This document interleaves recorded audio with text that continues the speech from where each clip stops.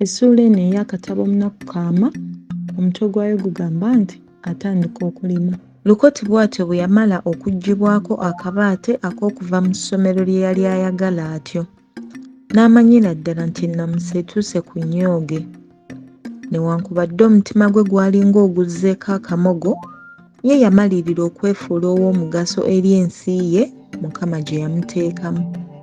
Yamanya nti buli kintu ekikolebwa kiba n'ensonga ekikozesa, era nti naye nga Katonda bwe yamutonda n'amussa mu nsi, ddala alina obuvunaanyizibwa okutuukiriza ebyo ebyamutondesa. Kojjaawe abeereeyo entebe yamuwaliriza nnyo amutwala ewaabwe bw'ayiga obwamakanika. Naye Lukoti ebyo byonna byamuyitanga ku nviiri. Ye yali amaliridde okubeera ku ttaka lye alime emmere gy'ayinza okulya awamu n'abantu be. Naddala nnyina eyali takyalina nnyo maanyi gayinza kwetuusaako buli ky'ayagala. Pawulo omwaka ogwaddirira yatandika okusaawa wanaasimba ppamba. Newankubadde okusooka teyalina muntu amuyambako, naye yafuba nnyo okulaba nti asaawa awantu wanene yeeyambeyambe. Yakeeranga mu matulutulu n'agenda okuwuuba kidima, era yaviirangayo ddala ng'obudde bwenyodde. Olwo n'alyoka asimba ebbinika ku kyoto anywe ku kaawa. Anti naawe nga bw'onooteebereza omuntu eyavudde mu bunyonyi okutuusa mu ttuntu, ddala emimiro giba girakaasidde nnyo. Bwe yamalanga okuweweeza emimiro n'agandaalako ku kiriri kye n'alinda ekyemisana. Olwavanga ku mmere ate ne babakana ne goonya, oba giyita enkumbi, ye ate n'addira olubimbi. Eggulo yaviirangayo ddala nga n'obudde bwenyodde buwewedde. Olwo n'alyoka aserengeta emugga okwereeterayo otuzzi anaabeko olutunkutunku. Anti yamanyira ddala nti obulamu obulungi awamu n'okweyagala byesigamye ku mubiri mulamu era omuyonjo, awamu n'obuyonjo bw'ebintu ebikozesebwa. Bwe yagendanga ku kiriri kye n'awulira nti buli nnyingo ya mubiri gwe ewummuddeko. Ate n'alyoka alowooza gye bunaakeerera ate bambalagane n'emirimu gye. Mu mwezi nga gumu, Pawulo yali amaze okusaawa ensiko nnene, era nga n'okulengerayo amaaso gatendewererwa.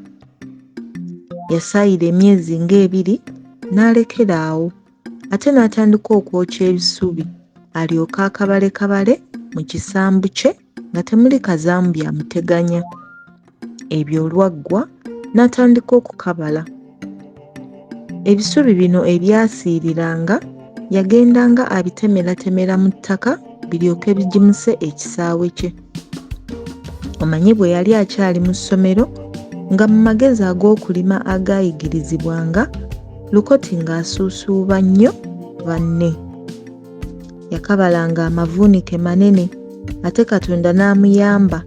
Yabanga yakamala okutema amavuunike ng'enkuba efukumuka, ate ne galyoka gamerunguka ne gaziika n'ebisubi. Awo Pawulo essanyu ne limukirako ery'omwoki wa gonja. Okukabala kwamuliisa nnyo, kubanga oluusi yajjanga nakanyama olw'okwesukumbula ennyo ng'asiggula enkolokolo z'ebisagazi. Na kino kyamufiiriza olw'ennaku ze yamalanga ku ndiri nga takola. Ate ye olwabanga okuwuliramu olungubanguba n'abakana n'engigye.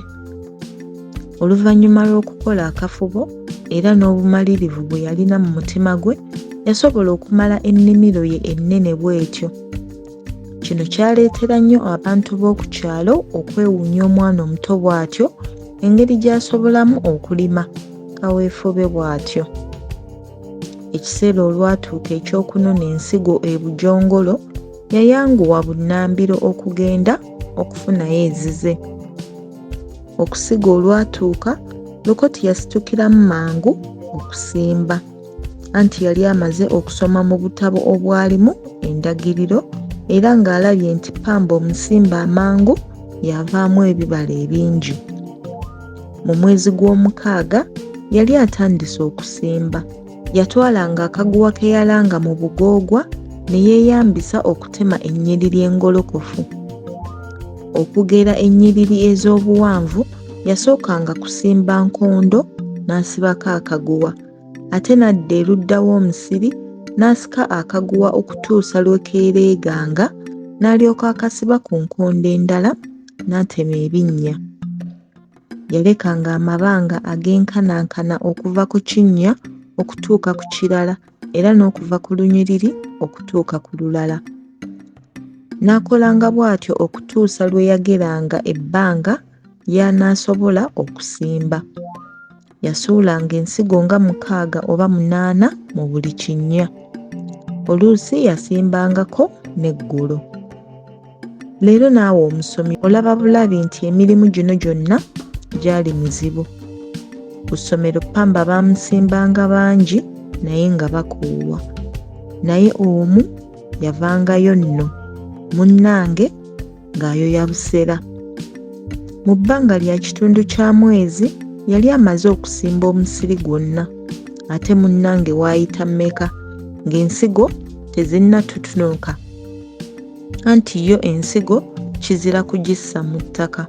Obulokwa bwe bwasuumukangamu kyasanyusanga nnyo abalabi okulaba obunyiriri bwe butebenkedde, ate nga buli kinnya mulimu akalokwa. Yagiranga n'ayita mu musiri gwe eggulo n'agenda ng'akuulamu obuddo awamu n'okukuula obulokwa bwa Ppamba obumu obwabanga buyitiridde mu kinnya, alyoke alekemu nga 3 oba 4. Ate nakuba yali nkabala temwali nnyo muddo, ebimuli nga byanya, wamma ggwe nga Ppamba atinta ng'akamala. Mu biseera eby'amakungula Lukoti yafuna akasajja akaamukungulirangako. Nnyina ye yakaliisanga era Pawulo n'akasuubiza nti nno bw'aliba atunze Ppamba alikawaayo ku nsimbi, anti olwo mu nsawo ye temwali n'ekuba nnyonyi. Ppamba bwe yayitika ennyo ng'omusiri gwonna gumyansa, nabo ne banyiikiranga nnyo okumunoga, era oluusi baaviirangayo ddala kujja kulya kyamisana abaavudde ku makya. Ate ko kali akasajja kaasiibirangayo ddala, anti nga tekanoga Ppamba bitooke bye bigwa. Kaakwasanga ebiri kati n'olaba. Eggulo ennyo olwo lwe kaafunyamu obuwufu kalyoke kalye ku mmere eyabadde ey'ekyemisana. Ye nno ate omusiri baagunogera mmeka, anti mu nnaku nga 2 baabanga bagumaze. Ate waayitanga mbale omusiri ne gutukula buto, ate n'okunoga ne kukwajja buto. Oluusi baabanga tebanoze, baakeeranga nkya ne bayanika Ppamba mu kasana alyoke asulukuke bulungi basobole okulondamu obusaaniiko n'effiifi awamu ne kazambi omulala. Ye Lukoti kye yakola kwe kutunda buli nsawo eyajjulanga kisikulwa ng'akolera bamulya nnimire abasanga ebikolerere bo ne beetikka. Olwo ng'afunayo ku nsimbi, oluusi ng'ayawuzaako ezisaanidde ng'awa akasajja kali akaali kamuyambako ku mirimu emizibu gityo. Era akasajja ako kaasanyukanga nnyo buli lwe kaafunangayo ensimbi. Omanyi kaali tekanywa magengere nga kagwa matu, olwafunanga ku nsimbi nga kagenda kwebikka mulangira Ssegaamwenge. Oluusi omwenge bwe gwanyumanga ennyo ng'olwo kanadda bukya. Naye era ekyali ekirungi ku ko kiikino ti newankubadde kaanywanga katyo naye era tekeebakanga mbooleera nga bano abatamiivu abamu bwe bakola. Era obudde eddunda kyaziranga kububikkulako ddiba nga kategeka kugenda kuttunka na mirimu. Tanti ng'ensimbi ekutte wansi ne waggulu. Oluvannyuma lw'okufaabiina n'okubbinkana ennyo era n'obumalirivu obwali mu mutima, Ppamba ne bamumalako era n'okutunda bw'atyo naggwa. Nga bakuula miti nga kwokya, ng'ate ennimiro agiddira kugifukula buto alyoke atabule oluvuuvu n'ettaka olw'okugimusa. Anti ye nga mu kukyusakyusa ettaka n'embwa emwasimula. Ate mmwe mu kisambu yazzaamu manandi kuba yali amanyi nti ekisimbe ekimu tekiyinza kudda bulungi mu kisambu buli kiseera kuba ddala emmere eyakyo eba eseebengerera mu ttaka. Luno Lukoti yali amaze okufuna ensimbi nnyingiko era ng'atandise n'okusasula abo abaamuyambangako.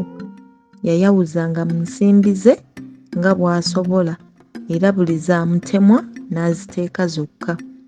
Naye waliwo emirimu ebiri giti egyali gimukeeta ku mutima era nga gimusuza akukunadde. Ogumu gwali gwa kuzimba nnyumba ate n'omulala nga gwa kusaawayo ekisaawe kiggaggadde mw'anaasimba ppamba omwaka ogunaddirira. Anti luno yayagala omusiri gwa ppamba gukwate ebule n'ebweya.